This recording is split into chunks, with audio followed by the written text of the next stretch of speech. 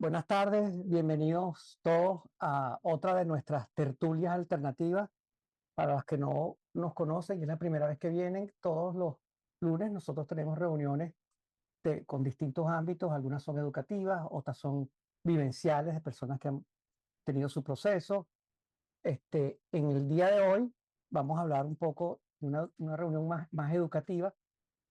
Mi nombre es doctor Jorge Hernández Rojas, soy médico psiquiatra epidemiólogo y aquí en Alternativa soy el jefe de operaciones de Alternativa. ¿Y de qué les vengo a hablar hoy?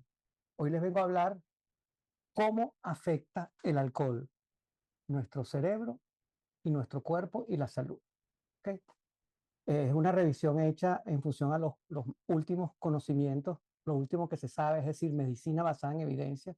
Yo no vengo a hablar ni bien ni mal del alcohol, sino vengo a decir lo que dice la data, o sea, lo que dice la ciencia. Cuando uno habla de medicina o psicología o basada en evidencia, es qué dice los datos de la investigación del estado del arte, de lo que se sabe hoy con respecto a un aspecto, en este caso con respecto al alcohol. Todos sabemos que la ciencia es variante, constantemente hay nuevos descubrimientos que a veces tiran por el suelo creencias anteriores, a veces se mantienen, pero esto que vamos a hablar hoy es lo último o lo más reciente que se sabe con respecto a los efectos del alcohol en nuestro cerebro, cuerpo y en nuestra salud. Siempre me gusta hablar de traer unas citas.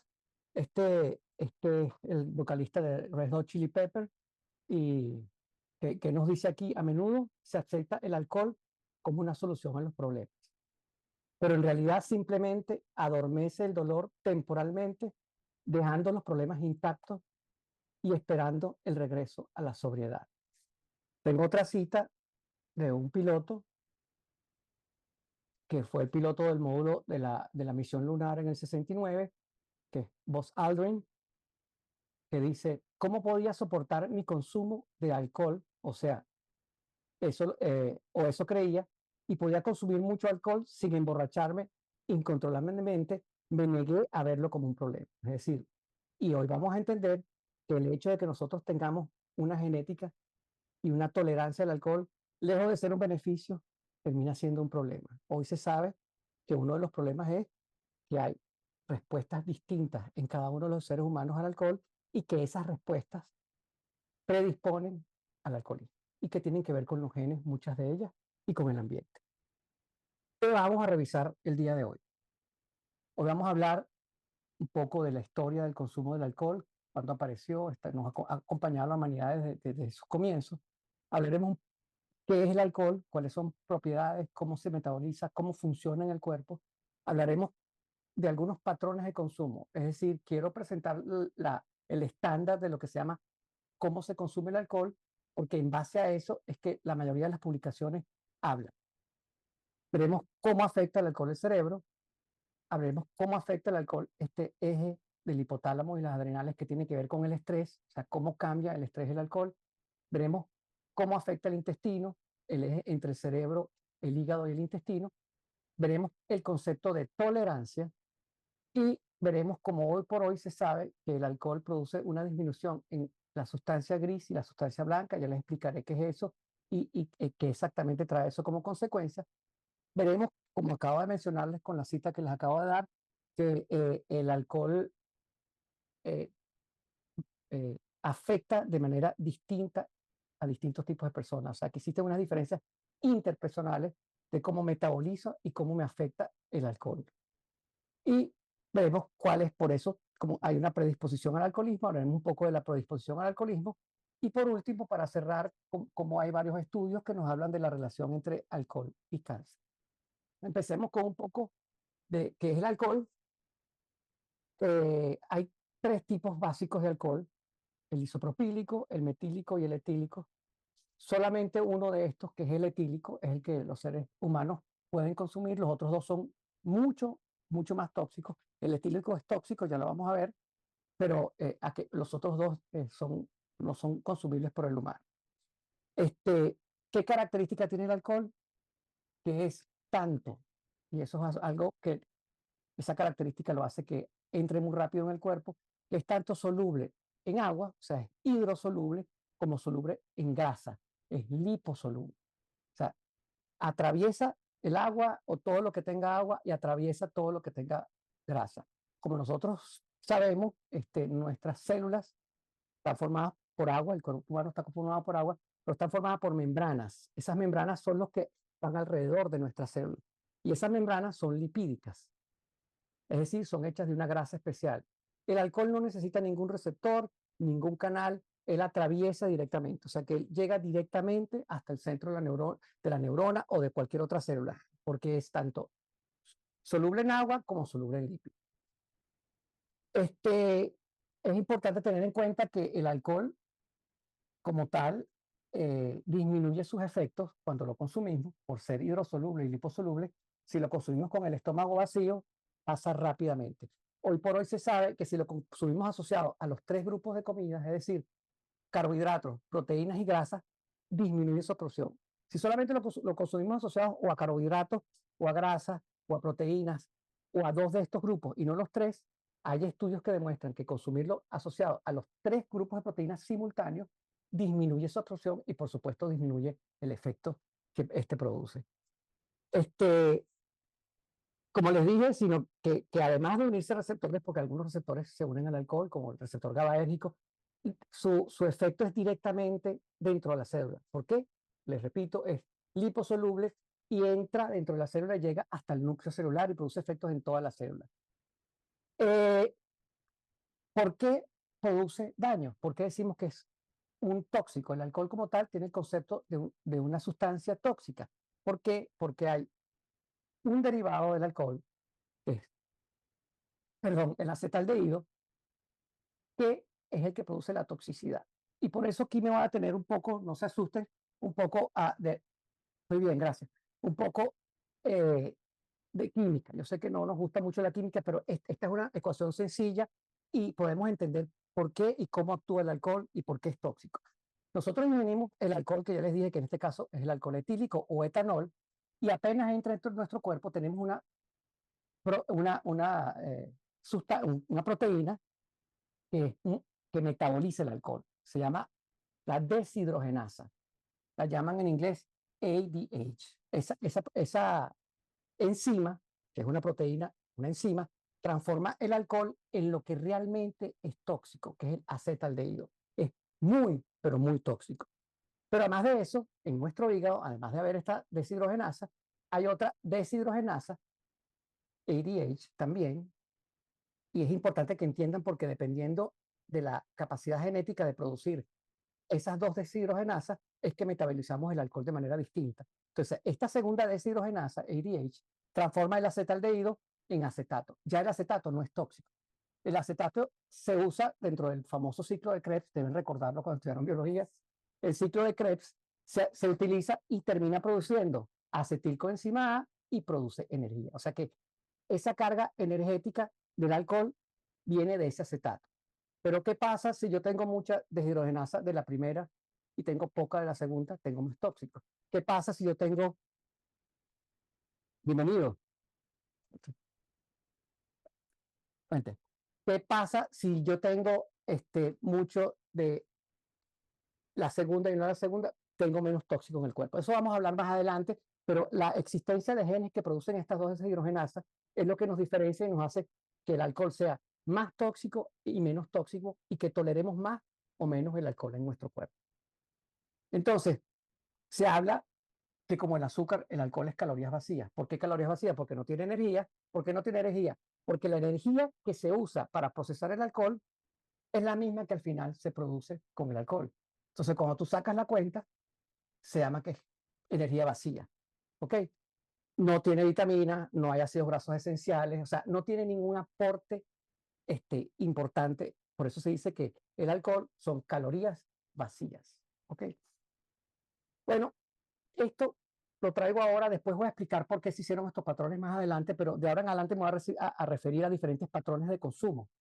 Y son una especie de líneas trazadas por los científicos para hablar de las diferentes maneras como se consume el alcohol. Habla de consumo alto cuando hay un promedio de más de 14 tragos semanales.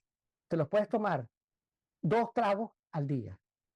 Al final suma 14. Puedes tomarte 14 tragos el domingo. Puedes tomarte 7 el viernes y 7 el domingo. Eso es el corte actual en la ciencia que habla de consumo alto de alcohol. Por arriba de 14 tragos promedio al día.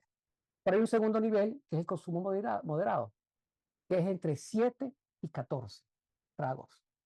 Es decir, si tú te tomas 7 tragos el viernes o 3 el viernes y 4 el sábado, tú estás en consumo moderado de alcohol, de lo que dicen la ciencia. Consumo bajo de alcohol en menos de 7 tragos semanales. O sea, te tomas uno o te tomas 6 el viernes o te tomas 3 el viernes y 3 el sábado. Eso es lo que se llama consumo bajo. Y el segundo y el último es cero consumo de alcohol. Ya vamos a entender por qué hay trabajos que hicieron esos cortes y a qué se debe que hayan hecho estos cortes más adelante. Pero de aquí en adelante, cuando yo hablo de consumo bajo y moderado, me refiero a esto. Entonces, vamos a ver cómo afecta el cerebro, cómo es afectado el cerebro desde el punto de vista bioquímico y neuroquímico por el alcohol. Entonces, como ya les dije, lo repito, cruza todas las membranas. Hay una membrana muy importante que se llama la membrana o la barrera hemato, que significa sangre, encefálica. Dentro del encéfalo no hay sangre. Lo que hay es el famoso líquido cefalorraquídeo. Han oído hablar, ese líquido que saca la punción. Entonces, todos los nutrientes tienen que pasar de la sangre al cerebro. Esa barrera es importantísima porque no deja que pase nada que hace daño. Bacterias, virus, o sea, protege. Esa barrera hematoencefálica es una barrera, un muro que no deja pasar nada. El alcohol pasa como Pedro por su casa. O sea, pasa directo. ¿Por qué? Porque es soluble en lípidos. Y está muy claro que la toxicidad más importante de este acetaldehído que hemos hablado está en una región importantísima del cerebro que se llama la región prefrontal. ¿Qué ocurre en esa región? Esto es lo que nos diferencia, las funciones elevadas que nos diferencian de los animales. Ahí es donde se da la planificación, el pensamiento, el juicio y sobre todo la supresión de conductas impulsivas. Es lo que se llama inhibición top-down. Eso es debido a unos receptores que están ahí, que es de un neurotransmisor que se llama GABA, y el alcohol se parece mucho al GABA y se une a esos receptores. O sea que eso que ustedes ven en las fiestas, que todo el mundo, de repente todo el mundo empieza a hablar más duro porque todo el mundo está gritando, hay supresión de conducta, porque todo el mundo está alegre. O sea, eso es debido a ese efecto que produce a nivel del lóbulo prefrontal, de la parte frontal del cerebro, del alcohol. Hoy por hoy se sabe que es un efecto que se produce, y lo vamos a hablar más adelante, de manera aguda, o sea, cuando tomas alcohol, pero con el consumo moderado, hoy se sabe, de alcohol, se ha descubierto que hay daños que se quedan así no estés consumiendo. Es decir, hay cambios de conducta, de planificación, de juicio y supresión de conductas impulsivas que a partir del consumo moderado, el número que ya les dije, 7 a 14 de alcohol, siguen estando en la persona aunque no haya consumido alcohol. Como les dije, es un efecto inmediato, pero también un efecto tardío y crónico que aumenta la impulsividad. Y ese efecto tardío crónico con el consumo moderado o con el consumo exagerado no se recupera de manera inmediata. Sí se recupera, el cerebro es muy plástico, ya hemos hablado de esto, la plasticidad del cerebro significa que el cerebro cambia rápidamente, entonces a partir de los 6, 7 meses, el cerebro empieza a recuperar su estado inicial si no consumes nada de alcohol. O sea que este daño a nivel prefrontal que les acabo de describir desaparece a partir de los 6, 7 meses. Otra de las cosas que produce el alcohol, y ustedes deben haber oído hablar de la famosa serotonina y la neurona serotoninérgica porque se habla mucho de ella. Todo el mundo dice que son las neurotransmisores de la felicidad, que esta persona está llena de serotonina. Hoy por hoy se sabe que no tienen mucho que ver, o sea, hay un cambio muy reciente de hace 2 meses que no está asociado disminución de serotonina con depresión. Antes se decía, el que está deprimido tiene poca serotonina. Hoy se sabe que no, que el aumento de serotonina ayuda a curar la depresión, pero no todos los deprimidos tienen baja serotonina. Pero esto sí está claro, el alcohol produce al comienzo un aumento de la actividad de las hormonas serotoninéricas, pero después produce un cambio en plasticidad, aumenta el número de sinapsis y al comienzo produce estado de ánimo, bienestar, imagen corporal, te sientes mejor, pero con el consumo tardío, aumentan el número de receptores serotoninérgicos, tienes que consumir más alcohol para lograr ese mismo efecto y termina produciendo todo lo contrario. Depresión, cambio de estado de ánimo, bienestar y daño a la imagen corporal.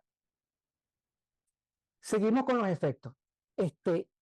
Otro de los lugares donde el alcohol afecta, todos lo sabemos, es lo que tiene que ver con la memoria. Donde se produce el almacenamiento de memoria a corto plazo, la más importante es un lugar donde se llama hipocampo. Hipocampo queda en el centro del cerebro, en la sustancia gris que está más en el centro del cerebro, y el alcohol es muy tóxico para el hipocampo y algunas personas más que otras, y por eso produce esos olvidos clásicos de cuando uno consume, y en algunos casos, que son los que son más tolerantes al alcohol, consumen alcohol, y en este hipocampo es donde se da el fenómeno de blackout. El fenómeno de blackout es que tú te olvidas por completo de qué está pasando y te preguntas al día siguiente, pero no te acuerdas que te montaste en la mesa y bailaste, qué sé yo, tarantela. No te acuerdas porque tienes un blackout y es a nivel de ese hipocampo donde se produce el blackout. Pero no a todo el mundo le ocurre blackout. Dice, bueno, a mí nunca me ha dado. Tiene que ver con esta parte genética que vamos a ver más adelante.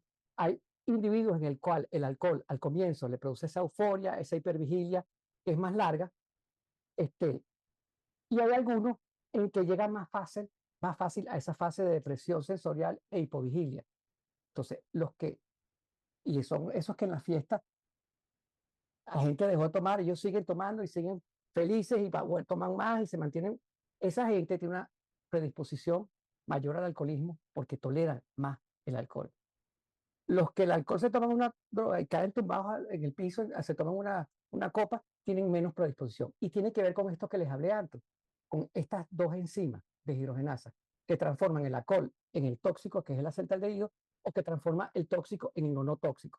La relación entre esas dos enzimas es lo que hace que tú reacciones más rápido o más lento. Y bueno, como les dije, estos del tipo tienen más predisposición al blackout. Es más, es un indicador que se usa cuando la persona habla de que tiene blackout, ya está asociado y es como un indicador clínico para decir tú tienes predisposición al alcoholismo. O sea, si un adolescente dice, no me acuerdo de nada, quizás es mi primera vez que tomo, ahí no es 100%, pero existe la posibilidad, o sea, existe más predisposición al alcoholismo. Vamos a hablar de esto que es importantísimo. El nombre suena rimbombante y complicado, pero no es más que el sistema que nos modula y modera el estrés. Nosotros los seres humanos reaccionamos al estrés. ¿Y qué es el estrés? ¿Y por qué el estrés es importante? Porque hay situaciones en las cuales uno tiene que responder. Tiene que responder o defendiéndose, o huyendo, o paralizándose. O sea, hay situaciones críticas en que eso lo heredamos de toda la evolución, tanto los animales como nosotros respondemos al estrés. ¿Y cuál es el sistema que se dedica a eso? Es este famoso eje hipotálamo hipofisario adrenal. Entonces, ese eje, para explicárselo rapidito, hay una parte en el centro del cerebro que modula todas las cosas animales, que es el hipotálamo. Debajo de eso hay una pelotica que se llama hipófisis y se segregan sustancias entre hipotálamo e hipófisis y hay una sustancia que se segrega que llega hasta las suprarrenales, por arriba de los riñones, que ahí se segrega corticosteroides. Entonces, cuando nosotros estamos en una situación de estrés, se segrega esos esteroides dan más fuerza, más posibilidad de pelea, más posibilidad de huida, y ese sistema tiene una retroalimentación. O sea que uno responde al estrés y al responder al estrés se crean más corticosteroides. Hoy por hoy se sabe, por ejemplo, que las personas que sufren de depresión tienen un trastorno en ese eje, porque en situaciones estresantes de vida muy tempranas, antes de los 12 años, estuvo muy activado ese eje, se liberó mucho corticosteroides y hay una disminución de ese eje y es lo que llaman como consecuencia del trauma.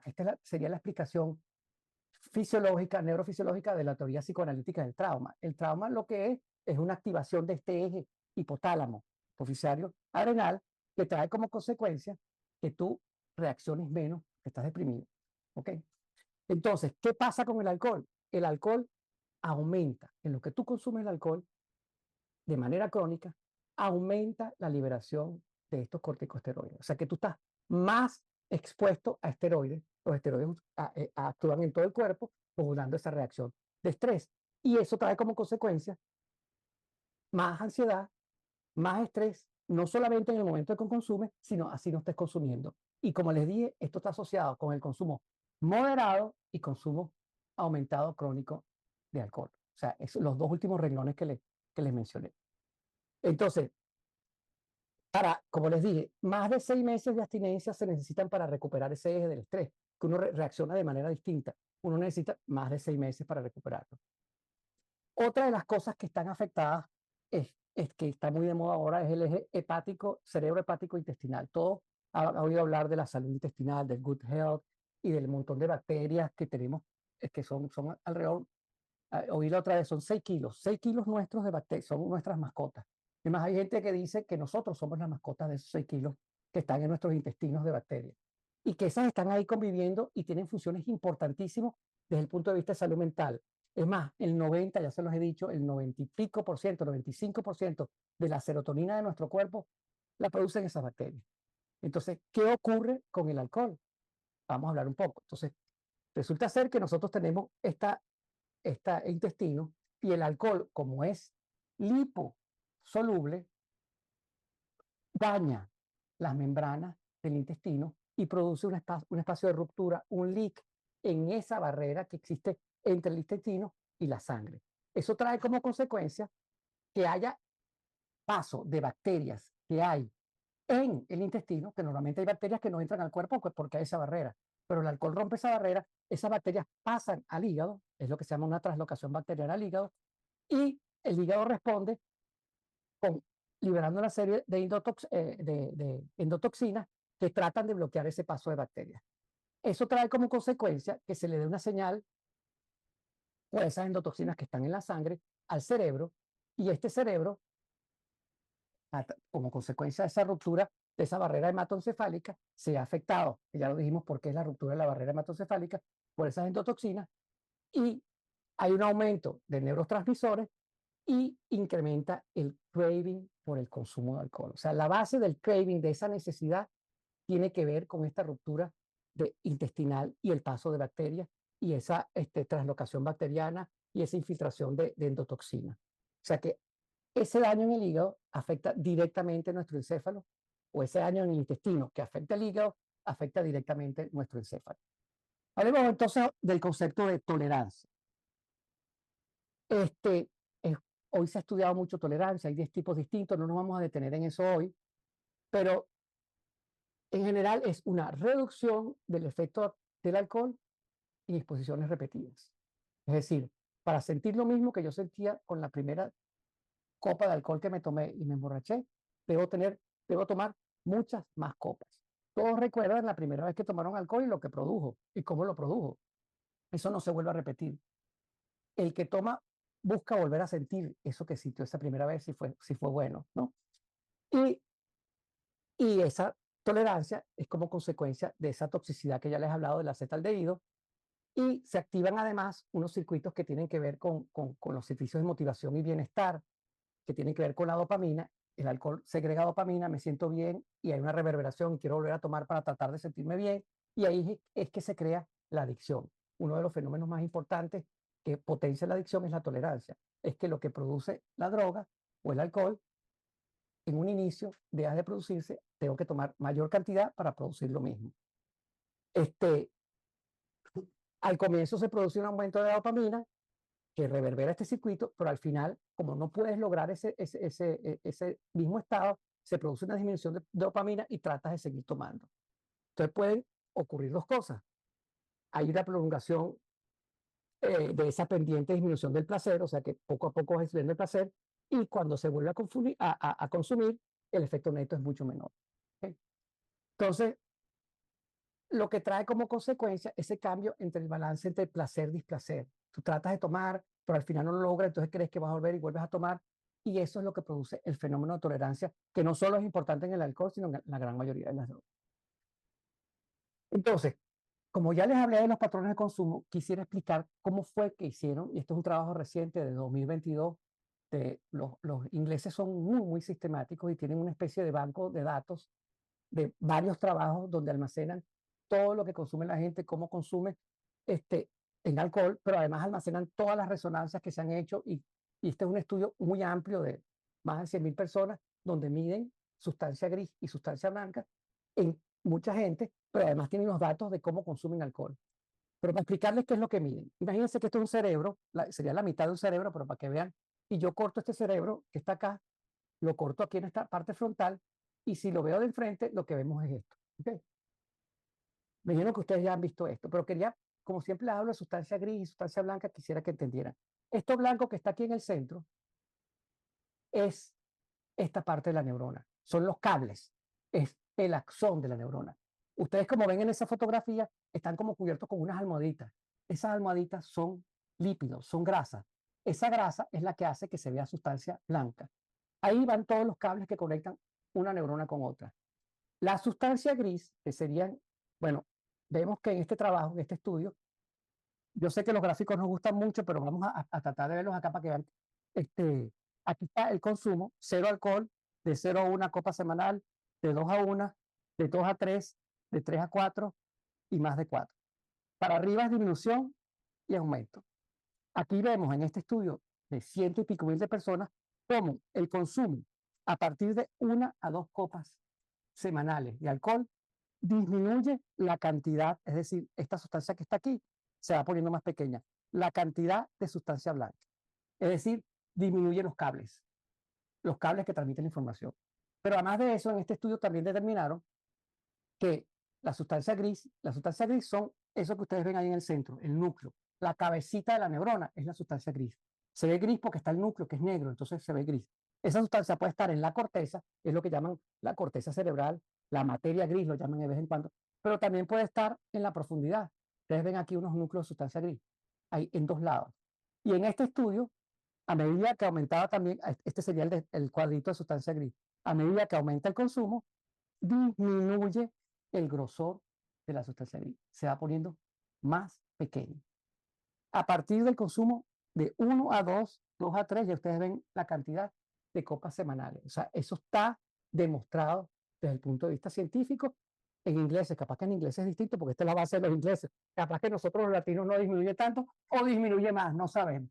Pero este es un estudio hecho en Inglaterra con una base de datos espectacular que ellos almacenan todo, pero esto es lo que dice este estudio, es la evidencia. Entonces, les vuelvo a repetir, consumo alto por este estudio, más de 14 tragos semanales, consumo moderado entre 7 y 14 tragos a la semana, bajo menos de 7 tragos a la semana y cero, ya saben, cero consumo. Entonces, ya sabemos y les he estado hablando todo el camino que existe desde que estamos hablando en el día de hoy, que existen diferencias interpersonales, que la manera como nosotros nos aproximamos y reaccionamos al alcohol es distinta. Vamos a entrar un poquito más. Si al inicio se tiene, como lo dijimos, una inhibición de la corteza prefrontal, ya sabemos que se inhibe. Pues, después, una disminución de los circuitos de memoria, ya lo hablamos, del hipocampo. Después de los dos tragos, puede ocurrir dos cosas. Hay personas que empiezan a sentirse sedados y con malestar y se sedan y se duermen, que son los que se duermen después de los dos tragos. ¿Por qué ocurre? Porque procesan distintos. ¿Por qué procesan distintos? Ya les expliqué. Tienen más deshidrogenasa que deja ese tóxico ahí y ese tóxico hace más efecto. O sea, es la relación entre las dos deshidrogenasas. Hay otro grupo que no hay sedación al comienzo, se ponen más eufóricos, empiezan a tomar y a veces terminan con un blackout. Estas personas tienen más predisposición al alcoholismo. Es como un resumen de lo que hemos venido viendo en esta lámina para entender lo de la predisposición.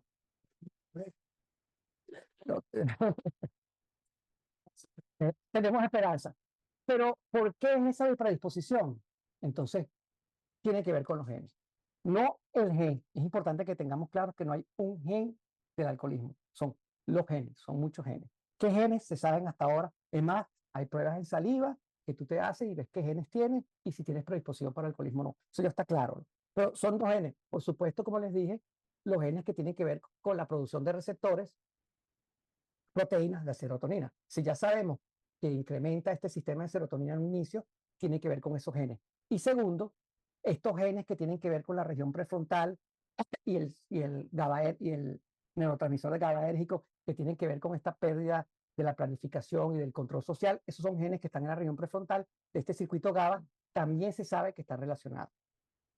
Y Por supuesto, ya lo hablamos, los genes que están relacionados con ese control del estrés, de ese eje hipotálamo adrenal que les mencionamos, pero mucha gente tiene presentes estos genes y no desarrolla alcoholismo. Los tiene presentes porque es indispensable los factores ambientales. Tienes que estar expuesto, tienes que venir una familia que se tome, o sea, tiene que estar, o sea, hay varios factores, nurture and nature, o sea, con lo que vienes y a dónde te enfrentas. Y esos dos factores son los que tenemos que tener claro que si esa interrelación se tiene que dar. Por eso es que uno no viene predispuesto. No es que los genes te dicen qué vas a hacer. Los genes te dicen qué puede ser y el ambiente lo modula y lo puedes modular. Por eso es que existe el tratamiento. Los genes siguen ahí. Aquí no venimos en alternativa a cambiar los genes a nadie, pero sí podemos cambiar la manera de aproximarse al ambiente, la manera de manejar el ambiente, que es los factores ambientales. Cuando descubran cambios genéticos para la próxima, a la droga, ya veremos funciona o no. Pero hoy por hoy sabemos que los factores ambientales son muy importantes, pero no tenemos que despreciar los genéticos. Se sabe que es el 30%, ¿okay?, de esos factores. Además, hoy se sabe, ¿se acuerdan de la deshidrogenasa que les hablé? Que existen poblaciones, como poblaciones asiáticas y nativos americanos, que tienen mucha más predisposición al alcoholismo, que tienen la relación entre esas dos deshidrogenasas, es decir, que procesan rápidamente el alcohol y como procesan rápidamente el alcohol, toman más y como toman más, tienen la probabilidad de convertirse en alcohólicos. Eso no significa que todas las poblaciones, los nativos americanos son alcohólicos y no significa que todos los asiáticos son alcohólicos, sino que hoy por hoy se sabe que existe esta predisposición genética en esas poblaciones. Esto es muy, muy importante. Hay estudios en esta misma base de datos que si tú empiezas a consumir antes de los 20 años, la probabilidad de que tengas alcoholismo o que termines siendo adicto al alcohol se multiplica por 3 o 4. Es decir, el consumo de alcohol antes de los 20 años está demostrado que si además tienes las predisposiciones genéticas, si además tienes el ambiente donde estás, el consumo de alcohol con estas características va a traer como consecuencia que puedas desarrollar un alcoholismo. Eso es lo que dicen los números. Acuérdense que los números lo que hacen es buscar todos los menores de 20 años, ver cuándo empezaron a tomar, hacer una historia y ver cuáles desarrollan o no. A partir de los 21, si empiezan a tomar, desarrollan menos alcoholismo. Antes de los 20, desde la infancia, la probabilidad de que se desarrolle alcoholismo es mucho más grande. ¿Por qué? Porque todos estos circuitos se están desarrollando. Porque la plasticidad cerebral del adolescente y del infante es distinta. El cerebro no está terminado de desarrollar y es mucho más sensible a estos tóxicos. Para terminar, quería hablarles un poco de consumo de alcohol y cáncer, que se sabe hoy. Ya hablamos más o menos del cerebro. Hoy se sabe que el alcohol como tóxico afecta la metilación del ADN. El ADN, como ustedes saben, es nuestro almacén de la información genética, esa información que nos dice cómo vamos a hacer. Todos saben que tenemos la misma carga genética en todas las células de nuestro cuerpo, desde las células hepáticas hasta las de pelo. Tenemos la información completa de lo que somos, pero también de lo que transmitimos, porque todo eso no se manifiesta. Entonces, eso está ahí en esa carga. Y ese ADN, cuando se cambia, se divide, se mezcla, hay un proceso que se llama metilación. Metilación es poner un metilo. Esa metilación se ve afectada por el alcohol. Y eso trae como consecuencia, hay un aumento de la incidencia y prevalencia. Incidencia es el número de casos nuevos, prevalencia es el mantenimiento de los casos, de un 4 a 13% dependiendo del estudio. Hay estudios que dicen 4, hay estudios que dicen 13. Esto no es un solo estudio, pero es de un 4 a un 13% por cada 10 gramos de alcohol. Es decir, por cada trago al día que tú consumas, hay un aumento entre un 4 a un 13% del cáncer de mama. Eso dicen los números. Le explico. ¿Cómo hacen esos trabajos?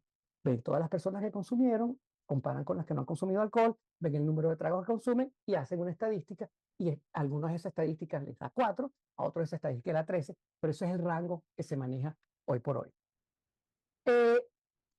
Se sabe además que el alcohol disminuye la respuesta inflamatoria. Y como sabemos, nuestro sistema inmune no solo nos protege de los agentes externos, nuestro sistema inmune además mantiene a raya las células extrañas de nosotros mismos. Normalmente todos nosotros estamos produciendo células cancerígenas, es lo normal. En esa división se producen células, pero el sistema inmune dice, esta célula no salió bien, mátala. Esta no salió bien. cuando esa respuesta inflamatoria para detectar nuestras propias células malas, que son el cáncer, no funciona, empiezan a crecer, le dan como permiso de crecer esas células malas. Y se sabe que el alcohol produce una desregulación hacia abajo de esas células inflamatorias. Y hoy se sabe que es tan grave, si ponemos en comparación, como el consumo de nicotina. O sea, que produce más o menos los mismos números, las mismas estadísticas del consumo de nicotina. Y, por supuesto, disminuye el ácido fólico y la vitamina B12 y el consumo de alguna manera, si estás consumiendo alcohol y además te mantienes con niveles buenos de ácido fólico y vitamina B12, protege ese daño que produce el alcohol. O sea, el ácido fólico y la vitamina B12.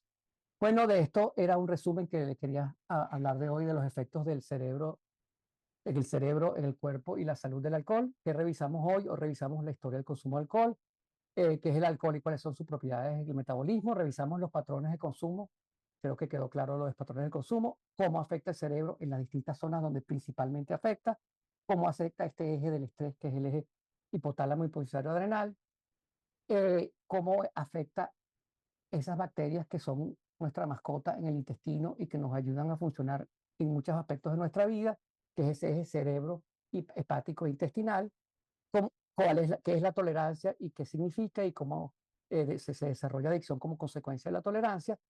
Vimos claramente este estudio de cómo se disminuye la materia gris o la sustancia gris, la sustancia blanca. Vimos cómo hay diferencias interpersonales, vimos cuál es la predisposición y los genes y hablamos de alcohol y cáncer. Muchas gracias.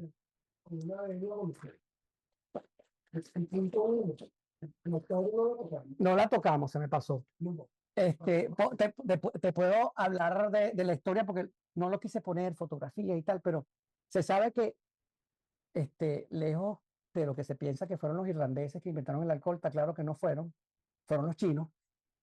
La primera destilación importante de alcohol se hizo en Mesopotamia. Hay vasijas de destilación de alcohol en Mesopotamia en 1000 años antes de Cristo, ya 1000 años antes de Cristo, se hacía ese proceso de fermentación. Al inicio el alcohol no solo se usaba para sentir esto que produce el alcohol con fermentación de frutas, después destilación, que es un poquito más complicado, sino que se usaba medicinalmente, sobre todo lo que tiene que ver con asepsia, las heridas con el alcohol, mata las bacterias y el alcohol se usó para hacer asepsia y curar heridas. O sea, se hacía fermentación, se destilaba y protegía contra las heridas. Se usaba para rituales religiosos, el alcohol se usó para inducir, por esa liberación de la parte frontal, inducir rituales religiosos, o sea que nos ha acompañado a lo largo de la vida. Y el alcoholismo como tal ha existido.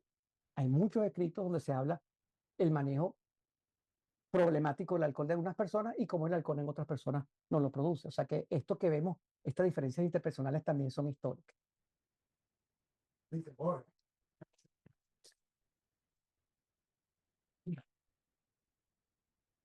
Preguntas. Loli.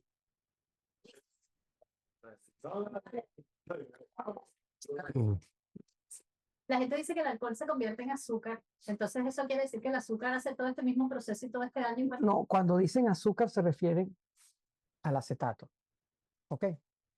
Y coenzima A, o sea, se convierte en una fuente de energía, pero para convertirse en esa fuente de energía tiene que haber pasado por esas dos deshidrogenasas. Una que convierte el alcohol en lo que es realmente tóxico y otra que elimine ese tóxico y lo convierte en energía. Pero como te dije, el azúcar se dice que es energía vacía.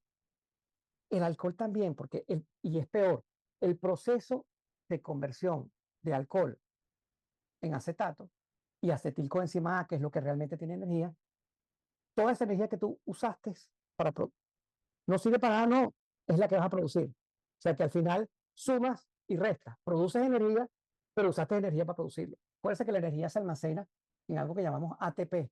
¿Vamos a hablar del famoso ATP? Yo soy trifosfato. Ah, vértale.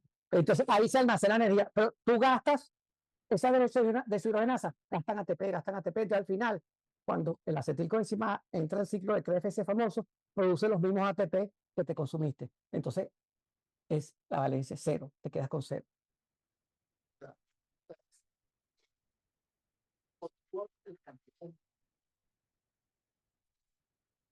No importa si es cerveza, si es vino, si es whisky, si es No me quise,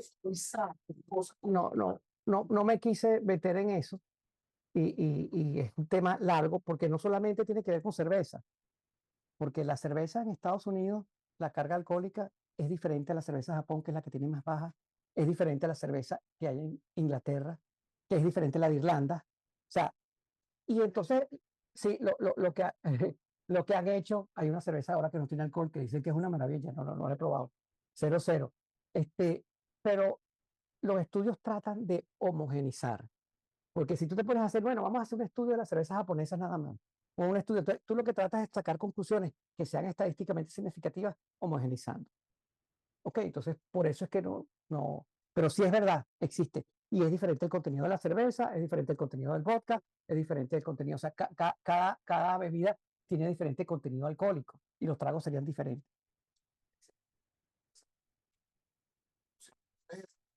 Eso ya te has montado en 7, 7 por semana. Si son 2, Y te cuento que todo este cuento, y yo estuve revisando unos estudios de vino porque es una de las cosas que tomo y prefiero, falso. O sea, en España te van a decir eso, pero la producción de elementos saludables que tiene el vino, que son muchos, para que lleguen a ser saludables, tendrías que tomar tanto vino que te morirías usando esos elementos. O sea, el vino tiene componentes que son saludables, muy buenos.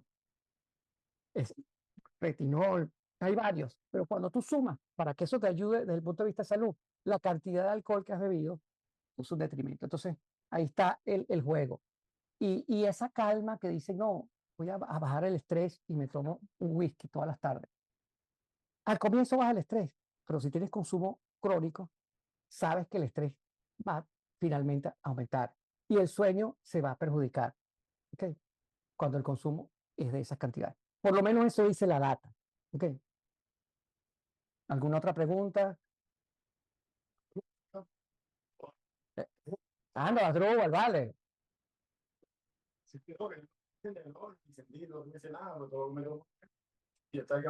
Es al revés, al revés, al revés. El cerebro es tan maravilloso y tan plástico. Ahí lo acaba de decir. Es tan maravilloso y tan plástico. No, te voy a poner ejemplos que no tengan que ver con el alcohol. Yo tengo pacientes que han tenido accidentes en donde pierden la mitad del hemisferio derecho. Y si las zonas donde perdió no eran indispensables para el mantenimiento de la vida, como el hipotálamo que les hablé, o como si no eran zonas que se encargaban de funciones cognitivas, existen otras zonas en el cerebro, se llama plasticidad, que se entrenan y recuperan. He tenido pacientes que pierden por completo el habla, van a terapia cognitiva y la recuperan. Esa zona que tuvieron el ACV y que se dañó del habla no existe. No es que ahora tienen otra vez esa zona del habla, sino que otra zona del cerebro dijo, ya que tú no estás, yo me encargo, eso es plasticidad. Y me encargo de manejar el habla, porque te necesitas hablar. Entonces te entrenas, y entonces empiezas a leer y lees y lees y lees, y cuando ya leíste empezaste a hablar y recuperaste esa función que habías perdido. No es que recuperaste la zona que se dañó, sino recuperaste una función con otra zona del cerebro. Y es lo que pasa, el cerebro sí se daña, tu carga cognitiva disminuye pero hay otra parte de tu cerebro que empieza a mejorar. Y en el alcohol hay una cosa clarísima, hay algo que se llama demencia alcohólica, que es la única demencia que se cura, porque es una demencia que tiene que ver con falta de vitaminas. La demencia alcohólica, tú dejas de consumir alcohol, lo tratas de alguna manera y hay una recuperación muy grande, a diferencia de las demencias como tal, que es un daño irreversible. En el alcohol tiene que ver con ese daño que se produce en sustancia blanca y en la transmisión, porque ahí es donde está ese lípido, tiene que ver con unas vitaminas importantes, la vitamina B12, y produce eso que ustedes vieron, es como lo que protege el cable, ese aislante, se vuelve a producir ese aislante, y si las vías están ahí, se recupera la función. Entonces, a veces vemos pacientes que están dementes alcohólicos y se tratan y dejan de consumir y les cambia la vida. La función como el juicio de no poder determinar, digamos, consecuencias negativas en tu vida y no atarlas al consumo de sustancias por cosas como esta. Bueno, no tomo 7, no tomo 5, tomo cerveza, tomo pan, no tomo joint, no esto, no lo otro. pero igual están todas las consecuencias. Entonces, esa inhabilidad de sumar uno más uno, perdón, en mi vida, Sí. distintamente si el otro toma un galón o no, yo he tenido otras consecuencias que se las tenemos 500 cosas, pero uno de los factores es el consumo de sustancias. Por eso es tan importante, eso que tú dices es básico, Carlos, porque aquí nos llegan pacientes y de entrada uno pudiera hacer diagnósticos de trastornos de personalidad, que la vimos en la sesión pasada. No, este es un psicópata. No, esto es un sociópata. Pero, ¿en qué zona está la norma y la planificación y la organización del pensamiento? En la zona frontal. ¿Y dónde el alcohol y otras drogas afectan más? Ahí mismo. Entonces, capaz que este paciente tú lo tratas y te das cuenta que no era sociópata y psicópata, sino que era un daño tóxico, consecuencia, en este caso del alcohol, que no le hace, que se expone a peligro, porque corren a una velocidad sabiendo, bueno, porque sabiendo que tienen blackout se meten a bañarse en el mar a las 2 de la mañana. Es suicida. No, no es suicida. Eso que funciona en esta región frontal está afectado por ese tóxico y no te deja planificar. Y no te deja planificar en el momento que estás tomando, pero tampoco te deja planificar entre tomadas, porque el cerebro se afecta y se mantiene afectado. Entonces, por eso, después de 6 meses, un año, es que tú empiezas, ¿por qué te dice, mira, el alcohólico? No, hasta un año no escoja pareja, porque no tienes juicio ni posibilidad de escoger. Esa pareja que tú vas a escoger, bueno, no la estás escogiendo con tus mejores facultades, porque esa zona es la que está dañada con el alcohol y con las drogas. Entiendo por qué a veces he visto personas que consumen mucho alcohol y ellos, a pesar de no estarlo consumiendo, te hablan full. Hay alteraciones que duran aunque no estén consumiendo. Bueno, un placer haber estado con ustedes hoy. Muchas gracias.